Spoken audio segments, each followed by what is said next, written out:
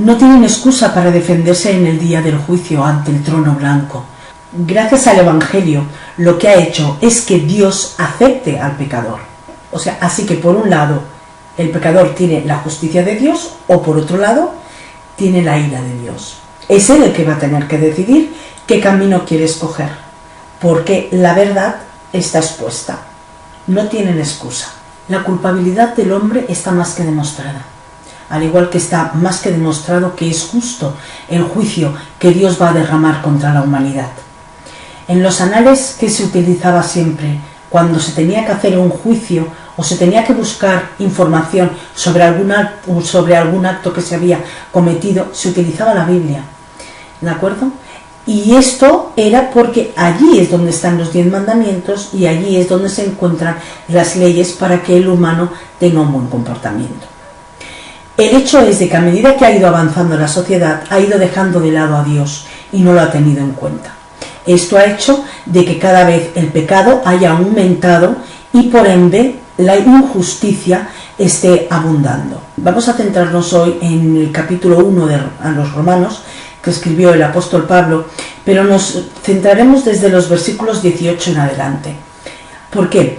Porque ahí se va a ver que son inexcusables. Ellos no van a poder tener, a la hora que estén delante del juicio, a la hora que estén delante del trono blanco, ante Jesucristo, no van a tener ninguna excusa, no van a poder defenderse ante ello, porque son inexcusables en cuanto a todo el desarrollo que vamos a llevar a continuación. Porque la ira de Dios se revela desde el cielo contra toda impiedad e injusticia de los hombres, que detienen con injusticia la verdad. Porque lo que de Dios se conoce les es manifiesto, pues Dios se lo manifestó. Porque las cosas invisibles de Él, su eterno poder y deidad, se hacen claramente visibles desde la creación del mundo, siendo entendidas por medio de las cosas hechas, de modo que no tienen excusa. Muy bien, vamos a ir por partes. Primero, ¿a qué se refiere cuando dice detienen con injusticia la verdad? Para que lo entendáis. Un ejemplo. Una persona coge el coche estando ebrio, se pone en la autopista y va contra dirección y mata a una persona inocente. Primero, lo que ha hecho este hombre no ha pensado y no ha tenido amor al prójimo, sino que ha cogido, se ha saltado las leyes de tráfico y además se ha saltado las leyes de Dios.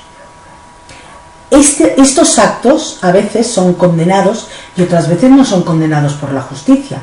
Porque a veces dicen de que estaban bajo influencias de estupefacientes o que etcétera. Con lo cual muchos a veces se salen por la tangente. Con lo cual para los familiares eso es una injusticia, el ver de que no se ha hecho lo que se tenía que hacer. Pues con estos actos injustos, y hablamos de estos como podemos hablar de millones de actos de gente que comete injusticias, ¿qué hace? Pues que la verdad no se vea. ¿Cuándo se verá la verdad? En el momento en que venga el reino, en el momento en que Dios traiga la justicia aquí en la tierra, ¿vale?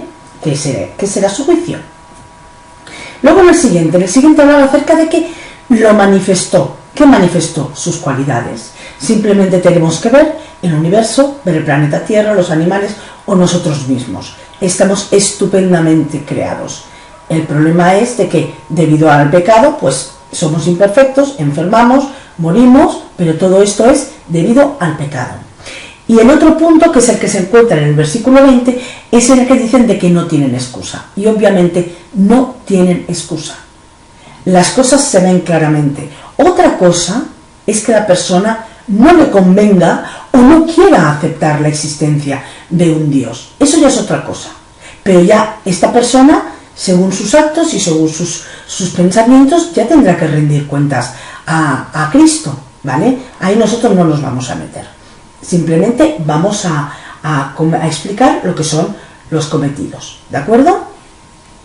Otra cosa que es muy importante es que gracias al sacrificio de Jesucristo y gracias al Evangelio que se está llevando a cabo por todo el mundo, estas personas tienen dos caminos. Pueden escoger el camino de la salvación o pueden escoger el camino de la ira, que es la condenación.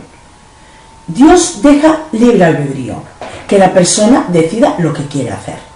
Porque lo que no es justo es que personas que intentamos vivir acorde a la voluntad de Dios y hacer el bien, tengamos que aguantar las injusticias y los pecados que cometen estas personas contra los demás. Personas violadas, personas asesinadas, corrupción en los gobiernos, etcétera, etcétera, etcétera.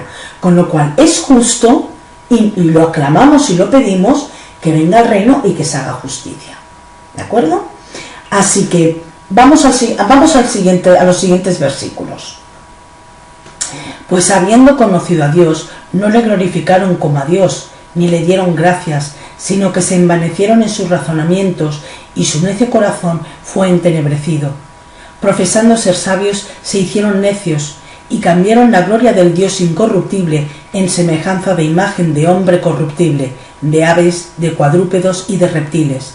Por lo cual también Dios los entregó a la inmundicia, en las concupiscencias de sus corazones, de modo que deshonraron entre sí sus propios cuerpos.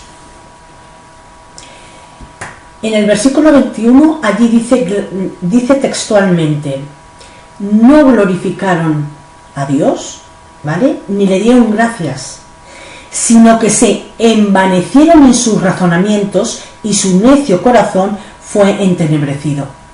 Profesando ser sabios, se hicieron necios.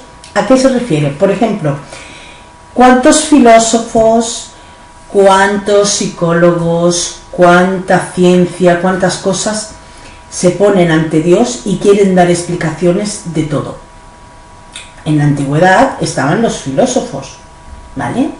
Y daban sus razonamientos y decían una cosa y decían la otra. Ha pasado el tiempo y se han visto que muchas cosas no tenían para nada razón, que quien tenía razón era la palabra de Dios. Pues pasa lo mismo aquí. Los razonamientos humanos se englorian ellos mismos como hombres, con esos razonamientos, ellos mismos se lo creen, ¿vale? Y no le dan gracias a Dios por lo que tienen, porque les haya dado la vida y porque estén viviendo aquí en el planeta. Y por ser como son, o sea, no le dan gracias a Dios. Después dice, en el siguiente, que cambiaron la semejanza de Dios, ¿vale? Que Dios es un Dios incorruptible, haciendo imágenes corruptibles de hombres. Y esto lo vemos. ¿Cuántas imágenes hay en las iglesias o en los templos? ¿Vale? Imágenes, pues, de Cristo, de la Virgen, de los santos. Y luego en Egipto, ¿qué? Hacían gatos, esfinges de gatos, o de reptiles, o de peces, o sea, en vez de darle la gloria a él, todo lo hacían, ¿vale? Dándole la gloria a las cosas que son creadas. O sea, otra cosa que tendrán que rendir cuentas delante del juicio del Cristo. Porque no hacen lo que dicen, se vanaglorian. Entonces, ¿qué pasa? Como dice el 24, dice, de modo que estas personas se deshonran entre sí. Ellas mismas se deshonran. Porque cuando se conoce lo que ellos han dicho que no es correcto, ¿cómo quedan? Como personas necias, ¿qué es lo que son? La persona que no acepta a Dios y que no lo glorifica, es una persona necia. No lo digo yo, lo dice la Biblia. ¿Vale? Vamos a los siguientes versículos. Vamos a leer el 25 y el 26, que es muy interesante.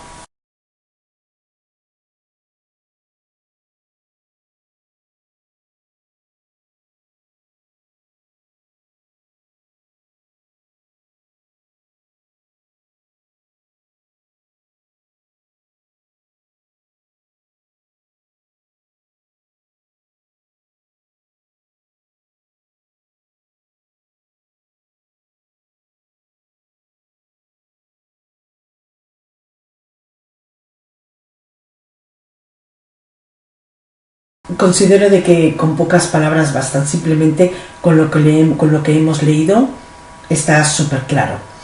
Muchos de estas personas que cometen estos actos dicen de que el cristianismo, ¿vale?, es amor, y que por lo tanto al ser amor todo se tiene que aceptar, y si se aman, pues se aman y hay que respetarlo porque es amor. Cristo es amor, ¿vale? ¿Y dónde está la moral? ¿Dónde está la moralidad? ¿Dónde está la obediencia a nuestro Dios? ¿De acuerdo? Jesucristo dijo claramente que si lo amaban a Él, obedecerían sus mandamientos. Se me acaba el tiempo. Sed felices.